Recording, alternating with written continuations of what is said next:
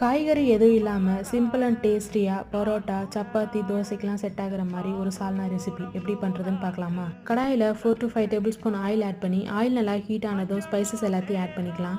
கூடவே ஸ்லைஸாக கட் பண்ண வெங்காயம், பச்சை மிளகா, கல்லுப்பு சேர்த்து நல்லா கலந்து விட்டுக்கோங்க.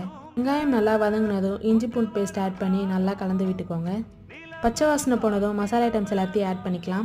மஞ்சள்தூள், காரமிளகாய் தூள், மல்லித்தூள், கரம் மசாலா ஆட் பண்ணி கூடவே தக்காளி, கொத்தமல்லி, புதினா ஆட் பண்ணி நல்லா கலந்து விட்டுக்கோங்க. தக்காளி நல்லா குக் ஆனதும் 2 கப் தண்ணி ஆட் பண்ணி ஒரு மூடி போட்டு அப்படியே விட்டுறலாம். இந்த கேப்பில் சால்னாக்கு தேவையான பேஸ்ட் அப்படியே ரெடி பண்ணிக்கலாம்.